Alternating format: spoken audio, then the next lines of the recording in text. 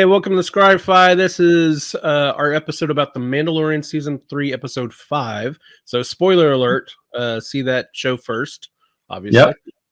Yep. So, diving right in, well, I don't want to jump ahead because there's some stuff that Yeah, we'll talk about. So, we're this going to go. was great. Yeah, we're going to go. Jump ahead enough to say that. What was that? I'll jump ahead enough to say it was great. Loved it. Yeah. So let's just talk about it as we go through it and about different parts, right? So the first scene, we're back on Navarro, which is awesome. Yeah. Now that spaceship there, is that one of the classes that we see docked on Andor in that shipyard? I'm not sure. Oh, it might be. It looks vaguely familiar to me. Are you talking about the one that on the left there? So yeah, that ship could be from Andor. Are you talking about the one that in Andor, the one that he kind of lives in or hangs out in? I wasn't talking about that one, although maybe I'd have to go back and look. I was actually just talking about when it shows the shipyard, and you see a whole bunch of different kinds of ships. So, yeah, I don't know. Just a guess. It's cool looking. I love how they always hide little Easter eggs and stuff like that in here anyway. So back in Navarro, we got High Magistrate Grief, and talking to engineers. I guess this is what engineers wear. Can you read the text that's in that hologram? I think there's a shot where it's in closer, and just like a second after that. See if you can find that. It doesn't seem to be. Yeah. Okay. Blow it up bigger. So.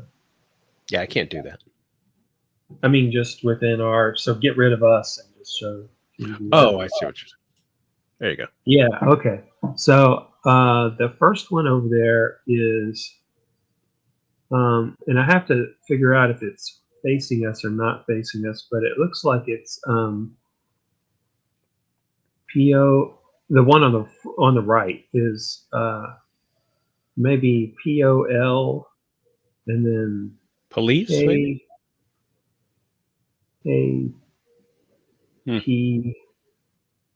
S. That doesn't spell anything. NIES. Well, UK. Nescus? Navarro? Something like that? Are you sure? Well. And then the one on the left says TRO MC, maybe. That's not a word either. Yeah. I don't know. Maybe it's not supposed to be. Maybe it's names of something. Or maybe it's abbreviations for things. Oh, on the far right there, I can see that one real clear. It says landing zone.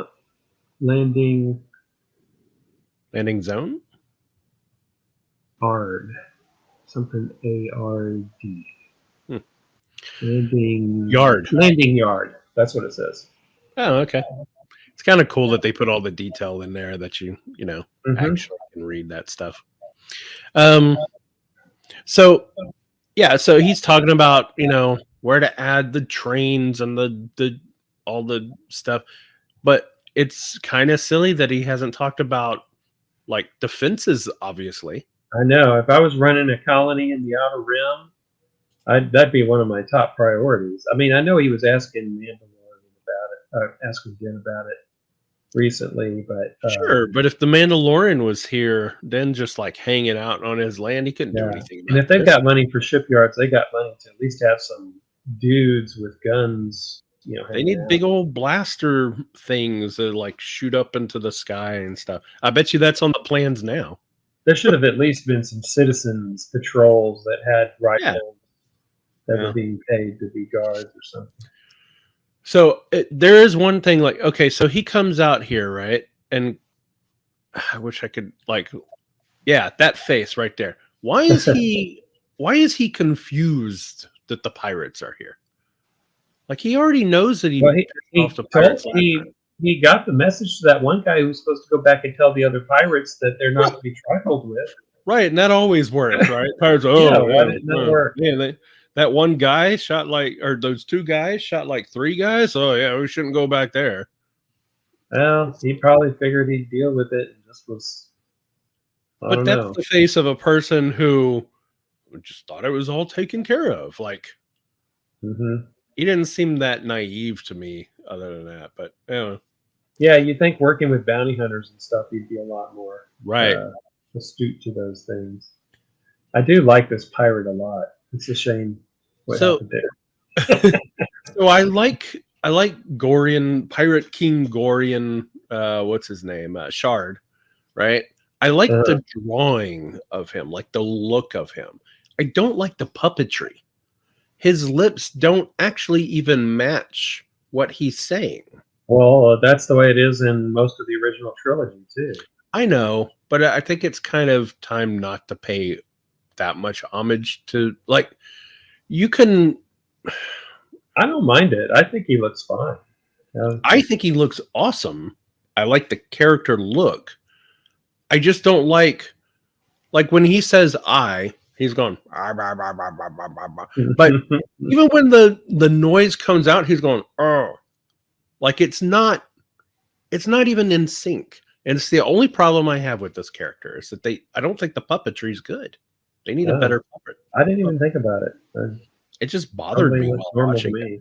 It was the same last time when we first showed up. I was like, that mouth's not hitting the right, because He's just whenever got a you big talk, fish mouth. Rah, rah, rah.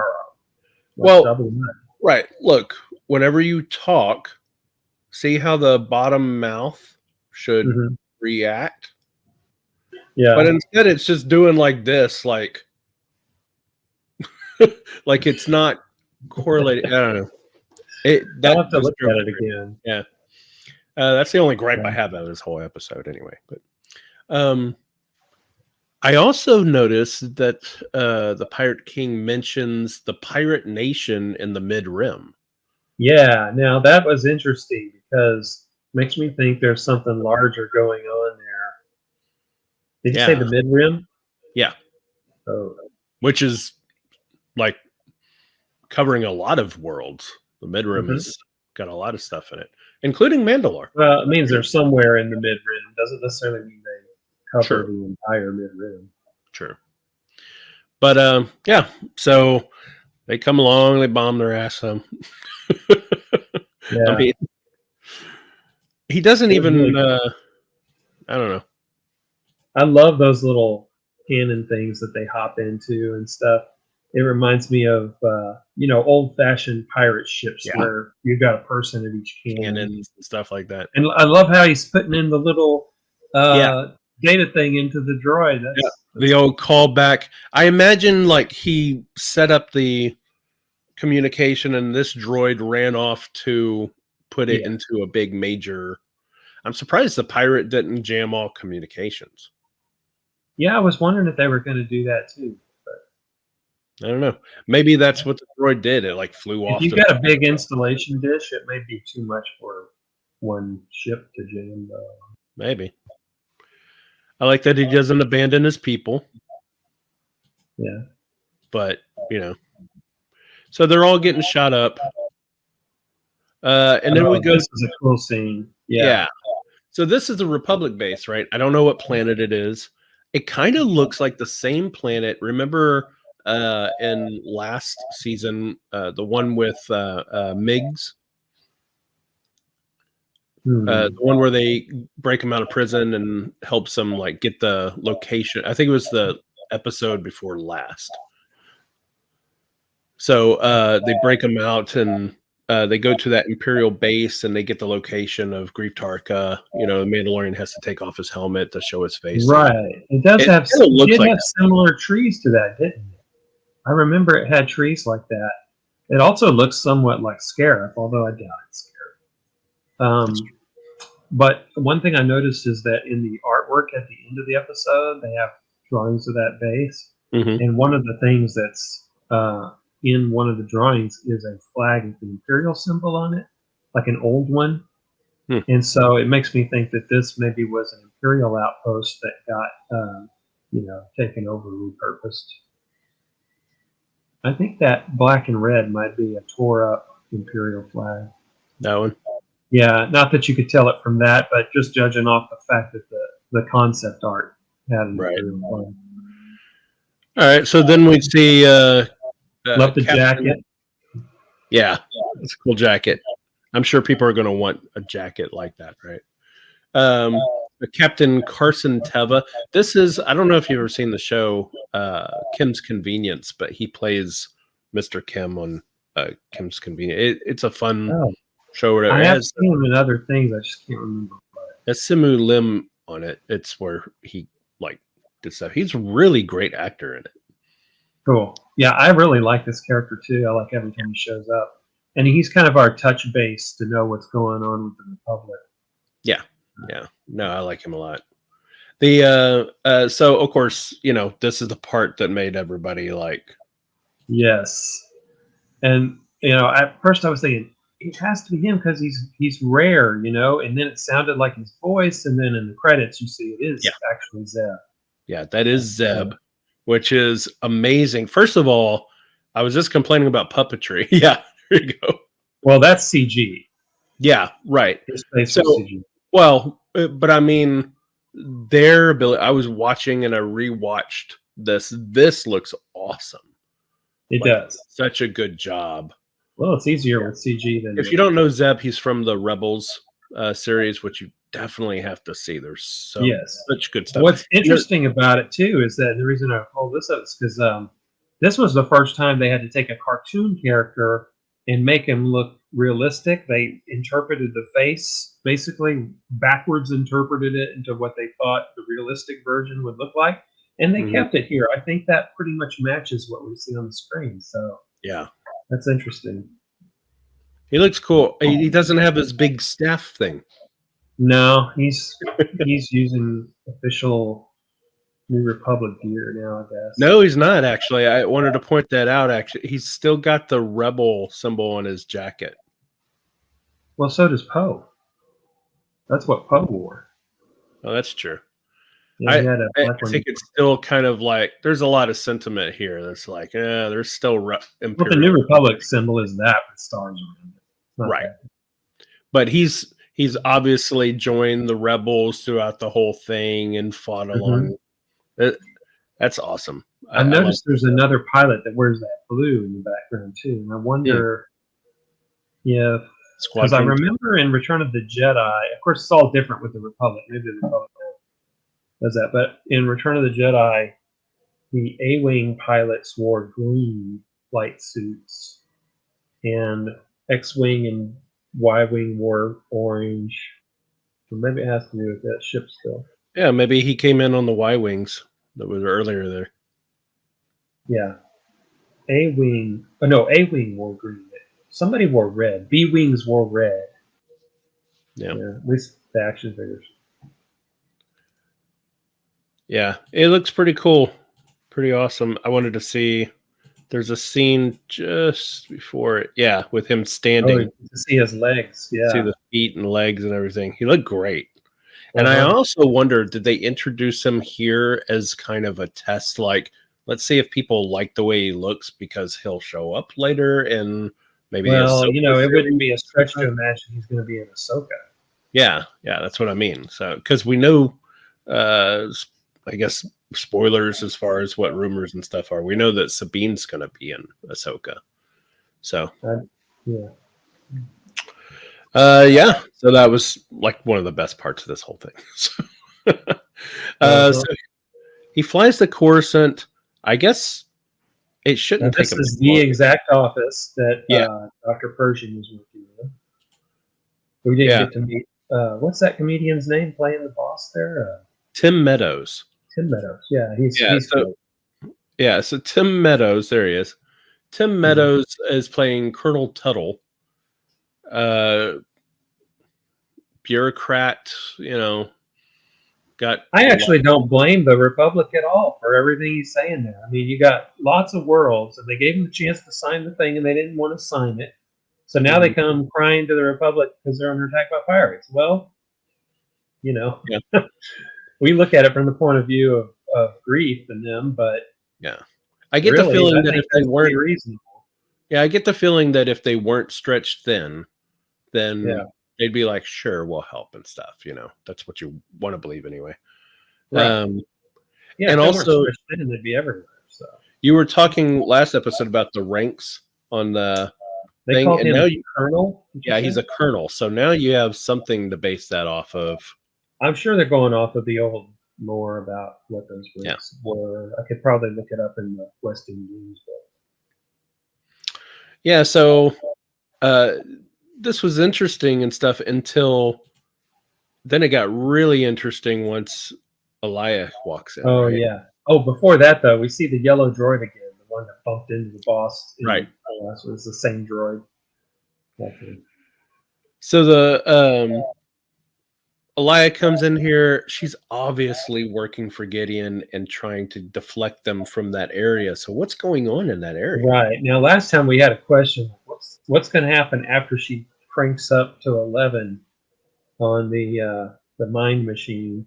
And I don't see how you get out of that. Like, I thought she's going to have to run off into hiding now. She did her mission, infiltrated, and got rid of Dr. Pershing. But she must have had to, like, turn it back down, and then they come in and go, oh, what happened? We don't know what happened. And then she, oh, I don't know. And then she leaves, and everything's okay. Yeah, it seems like you need a lot. I don't know. Maybe we don't need to see everything on screen, but it makes me wonder how she got away with all that. Yeah. Yeah, I know. And it's just weird that they wouldn't have. I mean, if you imagine, okay, so it was a mind frayer. We're talking about last episode, but it was a mind frayer, right?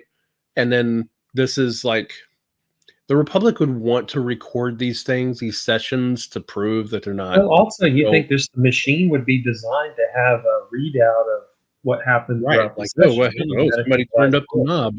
She was the only one left. Okay. Yeah. So I don't know.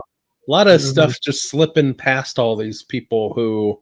And she probably has other people working with her. And I don't think she's alone. That might be true, sure. So that could help explain something. I liked their little conversation here about, oh, you're kind. That's how Yeah. you. I like that he notices her badge. Uh-huh. Like, She's that's a good close up of it there. That's an A, by the way. I think I mentioned it. Yeah. Yeah. I like that he's got the little, chip on his shoulder about her and how she thinks and stuff. And really, what she says is, non-empathy, really, is like lack of empathy. Maybe they need to suffer so they learn the value of the New Republic. Yeah, that definitely sounds imperial right there, right? So, but yeah, that was an interesting exchange. I like his little Rancor patch. That's a Rancor head. Oh, is it? I don't know if the one underneath it. Yeah, that yellow patch is a Rancor head. Oh, yeah, it is. That's funny. Wonder what that's. I don't know what the one below that was. All right, so now back on Navarro, they find a little bit of a cave, and I assume that this is not all the citizenry. This is like 20, 30 people. It's just whoever he was able to grab up around. Yeah, there must be large groups outside of other areas and stuff like that. And this is like a Star Wars thing that you don't want. You want a certain Star Wars tone, but when you imagine what those pirates did coming in there, it's probably some incredibly dark stuff. Right. Yeah. So, yeah, I don't. Do you know what this species is? I've seen it a few times before. It was in the sequel trilogy, and then they've shown it in Mandalorian in the background a few times. I don't know the name of it. I'm sure other people will, but I never really liked their design that much. So Captain here comes along and just like, yeah, I'm going to go to their secret covert. Yeah, I was like, how does he know where that is? He must have some kind of network that he just puts out like, hey, where is this? And it goes out to all these friends and people and stuff. And I guess the droid picking it up on the network. Yeah. He goes, oh, I know where it is. I wonder, well, now they're not covert, but they should have said, by the way, do not communicate and tell people where this place is. Right. Guess you I'm wouldn't surprised get they didn't shoot R5 right there.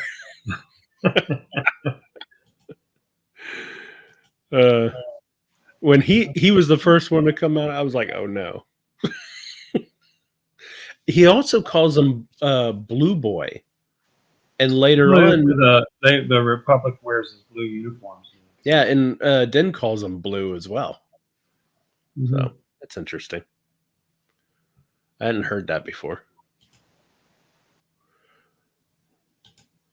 So, yeah, we find out about R5 and all that stuff. He tells them about grief. I like how she comes up and says, "What do you want to do?" You know, kind of like whatever you're going to do, I'll back you up, kind of thing.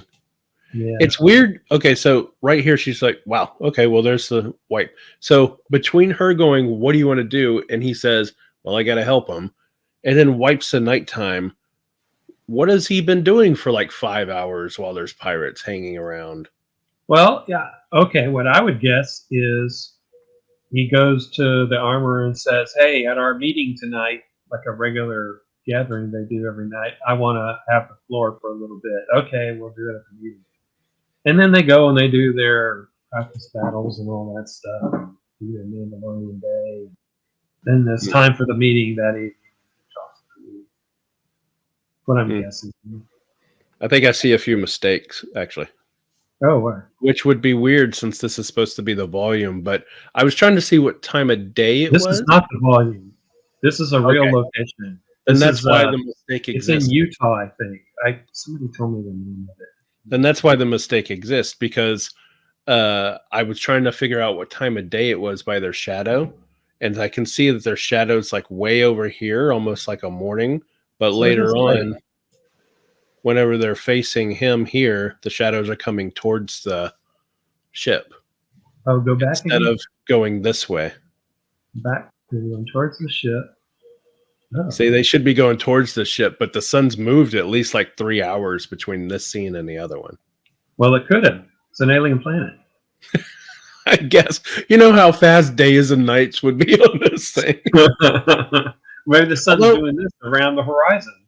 Although that could explain why they stopped to do the camping before climbing the thing. They could be like, nighttime's 3 hours long. Yeah, wasn't that long.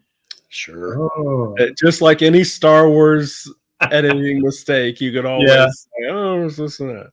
Oh, well, I wasn't even looking for something like that. I was just trying to figure out what time of day it was. But yeah, they've been doing more location scenes.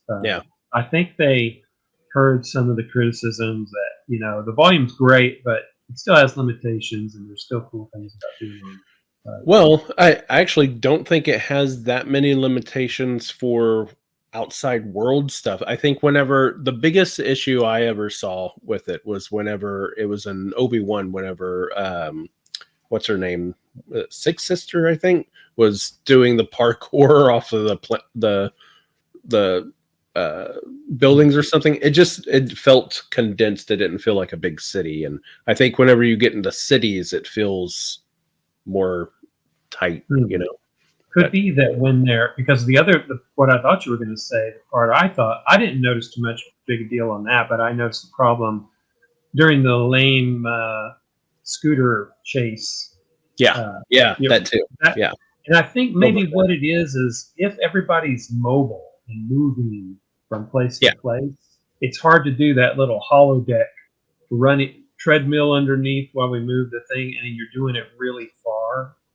Maybe for small motions you can do it, but when you have to go a long distance, there's also there's something about the feeling of, okay, they're running here. Now let's rebuild a new set and show that they've come into this part of it and run across. Like you can only show them run for just a few seconds if they're running fast or going fast in a volume. Because there's only so much actual space. Subtly affecting the kinds of shots they do. Yeah. And the way, maybe something about the math might still be a little bit off. I don't know. But it's something psychological that you just kind of pick up on in those cases. But in most cases, I think it works. I'm glad they're improving it and picking locations for certain things. They also built a bigger volume, too. I don't remember exactly when that was done. But So yeah, this part where he's talking, I like that they use the hammer as a speaking stick. Yeah. Is that something that came from some tribes of Native Americans? Is that I don't something like know. that? I think the first time I ever heard of anything like that is whenever like some kind of drum circle thing. I'm Or sure there's a real oh, sure. human cultural Just don't know example about of it. that. Everybody starts talking, and he holds up the hammer. He's like, I got the hammer. Like, hey, I got the hammer. Yeah, but that was kind of cool. Hammer This is time. like the only Grogu scene in the entire episode. Well, other than him being in the arms of Mando when he attacks pirates, I thought they should have found a place for them. I mean, there's other younglings that weren't in that battle. We should have Right. left them with. I mean, Grogu doesn't need to be in the ship. That was kind of I don't know. He's teaching them just like a Mandalorian would. So yes. So yeah, they leave in her ship. Thankfully, she's there. I don't even know how they got there. Got where? Like they don't even have a ship to travel in other than hers. So how they even get to this planet? That they're in that ship right there. No, that's a Nope. Bo-Katan's ship. Yeah, they're in there. How did the covert get there? The covert's in Bo-Katan's ship. I mean, in the planet that they've been living on. Oh, you mean originally, like Yeah. before she showed up? Interesting. Maybe they got a Han Solo give him a ride or something. You know what I mean? Somebody Well, like that that. person would know where they're hiding then. Oh yeah. Can't do that. Interesting. Maybe they do something like fly a ship somewhere and then take it apart to create like their little world or their, Maybe, or maybe they have a ship, but it's like a transport ship. You wouldn't want to bring it into battle. slow transport something. Yeah, that makes sense. All right, so they talk about how to attack and everything, and they pretty much pull off their plan, which is unusual for Star Wars. This was just a wonderful, Yeah, excellent scene. Pirates suck, showing how they suck. I love the Kawaki monkey lizard telling Yes. the guys about the pirates hiding in it. Yeah, warns them about the ambush. Yeah. Yeah, so he comes in. There's Vane again. Uh-huh. The only one to live out of all of this, so we'll probably He's see so him vain. again. He probably thinks the show is about him. You had to say that one. That's funny. Yeah. So these guys never left. I guess. Well, why would they? They're in a little hole. They never noticed them. I guess they wouldn't have gotten out on time anyway. So there's the. Oh, I love the little Ugnaught pirate. Yeah. I don't think we saw him last time, but he's cool. This guy. Mm-hmm. Yeah, see, I like the character design. I just didn't like the puppetry. I won't harp on it though. Yeah, there's the Ugnaught pirate. Why is he wearing a sweater? That's his mom's sweater, man. His mom made that sweater for him. Yeah. He's cold. It gets cold up there on the bridge. All right, so everybody comes down. They start attacking. It was a great scene when they got this gun up. By the way, I think if I had to say, I would think only one Mandalorian might have been killed. It was the first shot from this cannon. Somebody went down from that. Yeah. Yeah, they got these hit. higher scale weapons, to put it in the D6 role playing terms, is probably a speeder scale weapon with a real high rating. Yeah. I don't know if their Beskar saved him. It could have. So we could have no. I think when you have these really major weapons, like that one that was on the stand or the E-Web thing, I don't think you want to be shot with that, even with Beskar. Yeah. And some of these Mandalorians don't have pure Beskar armor either. So. Oh, good point. Yeah. So yeah, and then of course, Armorer walking in, that was awesome. Yeah, that was cool. They have no qualms about showing Trandoshans now, so I'm wanting to see some Bosk at some point. If he's still around. Yeah. But yeah. I don't know if there's any canon about where he is. But yeah, that was pretty cool. And then he's like, "Oh, good, armor took care of that for us." And then they just mop up the place. Oh, there's a good picture of Cool that guy. shot. Yeah. It's too bad he went down because he was kind of an interesting character. Uh-huh. All right, Did so you notice how the panels look similar to the control panels on the bridge of the Separatist ship that crashed on Coruscant in episode 3? oh really? Episode 3? Oh, that's Yeah. cool. If you look, well, now it's destroyed, but if you look on board the bridge, you'll see in the background some of the panels. Keep looking right. No, they're the control panels down lower. I don't think it's in the shot very much. There it is, right there. That circular thing looks real similar to their control panel. Huh, that's pretty cool. I like that they stick to that kind of stuff. Yeah, but I'd like to think maybe it's the same manufacturer. This was not a very clever pirate king. He should have used that extra time to get out of there. Instead, he chose to do this vindictive kind of, which accomplished nothing, but he just wanted to like punish them, which then gave them the extra time they needed to take out that extra engine. So yeah, if he had just left, he'd be away and he could come back with a bigger force if he needed to or whatever. But I don't know. I'm sure there's this thing with pirates, you know, that like you can't show weakness or else they'll, you know. he probably just was also mad and vindictive and stuff. Sure. Not a good pirate king. Get down with all his cruelty. Also wonder, can you call yourself a pirate king if you only have one big ship? Like maybe he has a lot more. Someone, maybe Vane will be the next pirate king or something. Did they call him a pirate king? Yeah. Oh, okay. All right. So, and then what happened? I like the droid saying, "Hi, magistrate." Yeah. But what Den talked about happening, now they have a place that they can hang out. Yeah, that's going to be cool. And then, of course, we get this business with her. Yeah. So then, yeah, the scene after that is she goes to see the armorer. This was a really cool scene. She talks about the forge. Yeah. On Mandalore and all that. Most surprising thing. Okay, so we learned that apparently it's sunk in that the armorer has realized she's not talking about a vision, that she really saw it. And she believes it, obviously. And she thinks it's a sign. Not that it's not real, but I mean that the real appearance of an actual mythosaur is a sign. But her saying, "Take your helmet off," most shocking thing this whole season so far. I know.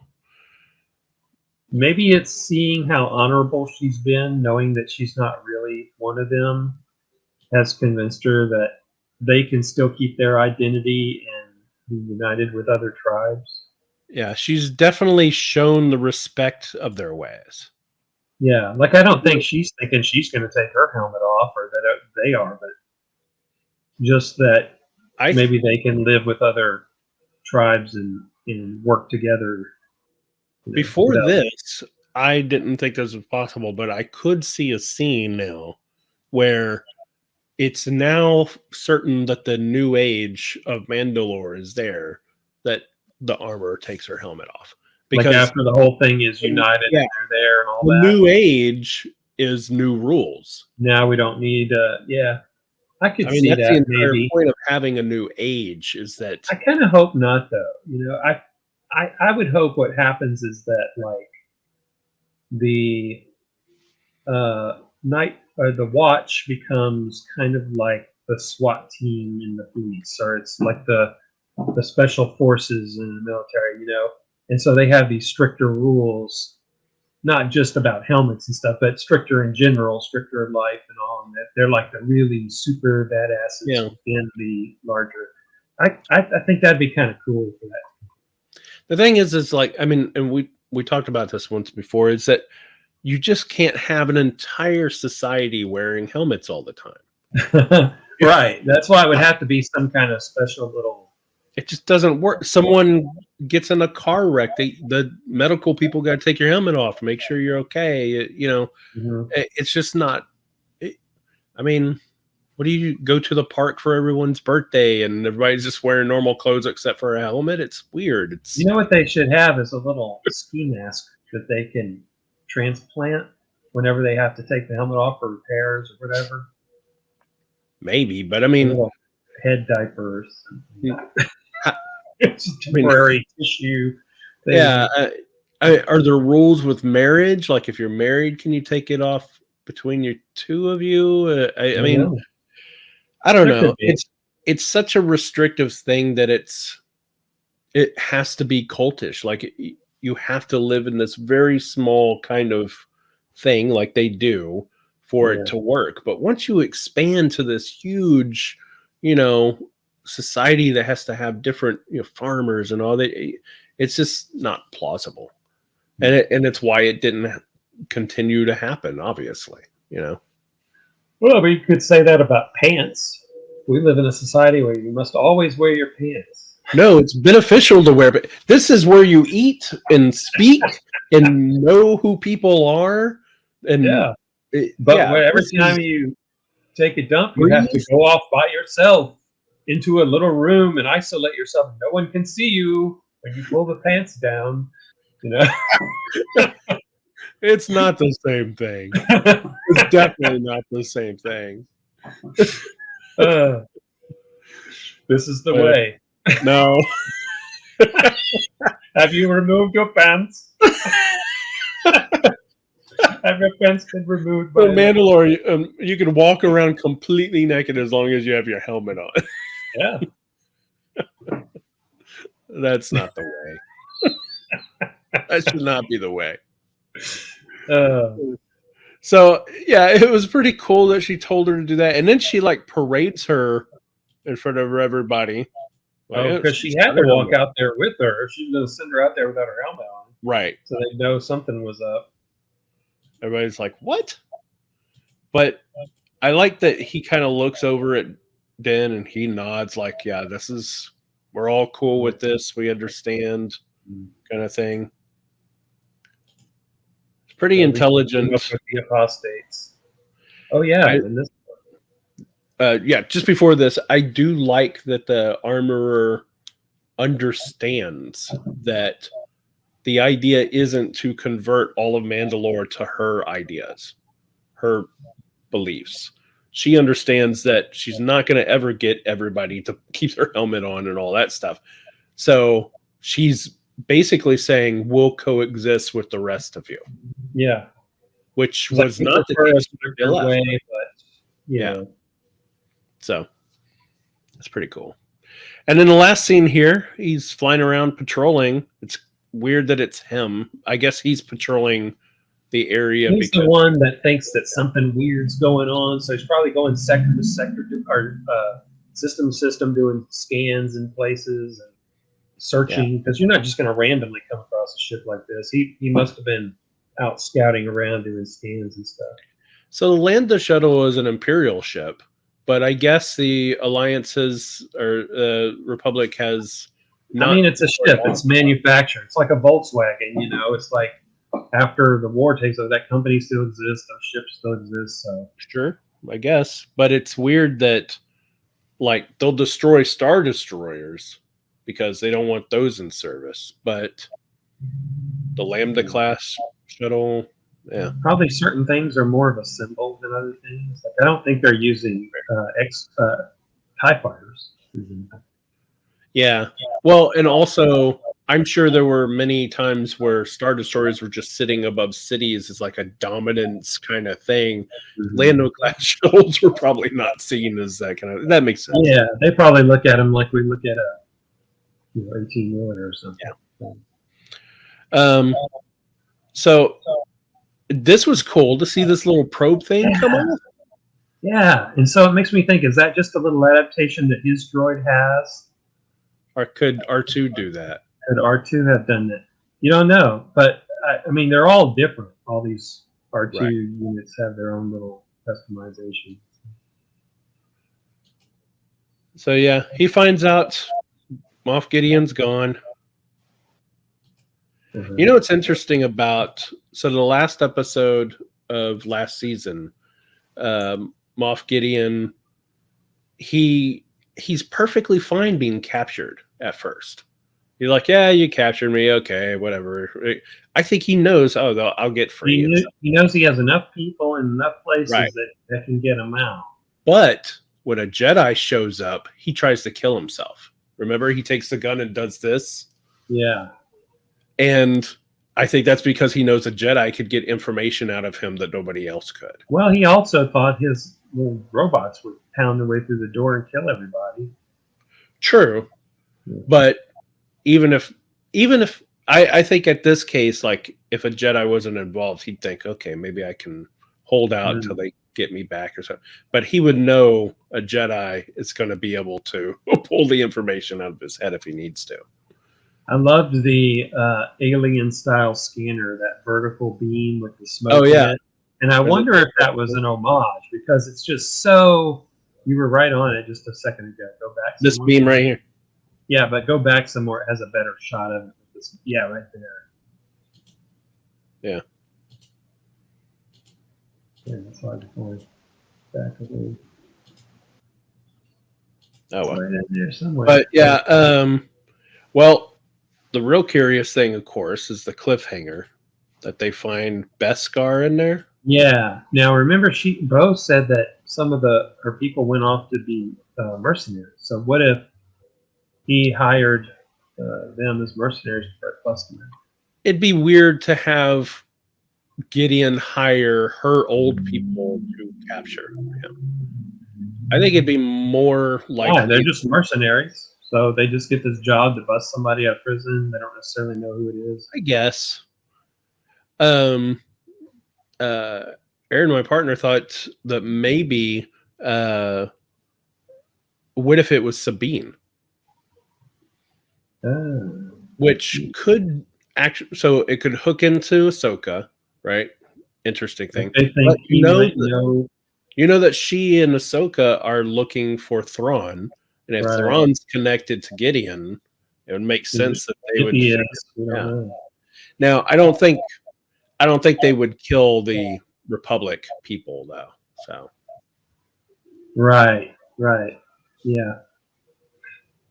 But yeah, if this was Mandalorians, it could be Death Watch from Clone Wars and Rebels. Some remnant of Death Watch became the Watch, like it's no longer around. Maybe. Yeah, I'm not sure, but interesting. But yeah, fun episode. I think the best part of it was Zeb for me. Just seeing was Zeb. Oh, Zeb. For me, the best part was the whole fight with the pirates, with the fighters going around and the Mandalorians landing on the city and all that. I love that whole scene. Yeah, I wanted to see more. Like they had the Mandalorians move kind of, like military units kind of thing. Team 1, Team 2 moving in different places and meeting in the middle and things like that, which was cool. But if you watch the Mandalorian himself or Bo-Katan even fighting, they do these cool, awesome moves and stuff. They didn't give a lot of. They did some cool stuff where they grabbed somebody with a rope and pulled them in and hit them and things like that. But I don't know. It seemed almost equal, which I would have liked to have seen them just mow through them a lot more. Like, just give me more pirates and have them mow through them like a great deal more.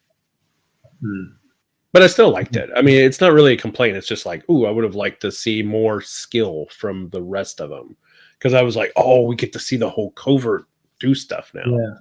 Yeah. It was. I think the best parts were the ships fighting more than the people fighting. The armorer scene was cool, when she came up behind the guy with the big gun and stuff. I thought she should have grabbed the gun at that point and then used it against pirates. I don't think she likes using guns. Yeah, but if you're up there and there's a big gun and there's a bunch of pirates down there, why not help out?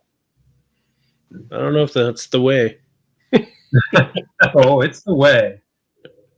As far as Vizsla is concerned, that's the way. He likes that big gun of his.